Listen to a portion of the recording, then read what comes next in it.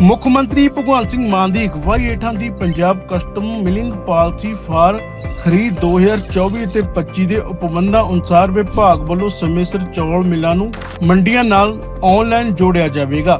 Release order scheme ਤਹਿਤ ਚੌਲ ਮਿਲਾਂ ਨੂੰ ਦਿੱਤੇ ਜਾਣ ਵਾਲੇ ਝੋਨੇ ਦੀ ਵੰਡ ਆਨਲਾਈਨ ਪੋਰਟਲ ਰਾਹੀਂ ਆਟੋਮੈਟਿਕ ਹੋਵੇਗੀ। ਸੂਬੇ ਦੀਆਂ ਮੰਡੀਆਂ ਵਿੱਚ ਝੋਨਾ ਚੌਲ ਮਿਲਾਂ ਵਿੱਚ ਉਹਨਾਂ ਦੀ ਪਰਤਾਂ ਅਨੁਸਾਰ ਭੰਡਾਰ ਕਰਨ ਦਾ ਉਪਬੰਧ ਕੀਤਾ ਗਿਆ ਹੈ। ਪਾਲਿਸੀ ਅਤੇ ਐਗਰੀਮੈਂਟ ਮੁਤਾਬਿਕ ਚੌਲ ਮਿਲ ਮਾਲਕਾਂ ਨੂੰ ਭੰਡਾਰਨ ਹੋਏ ਝੋਨੇ ਦਾ ਮੁਕੰਮਲ ਚੌਲ 31 ਮਾਰਚ 2025 ਤੱਕ ਡਿਲੀਵਰ ਕਰਨ ਦਾ ਉਪਬੰਧ ਕੀਤਾ ਗਿਆ ਹੈ।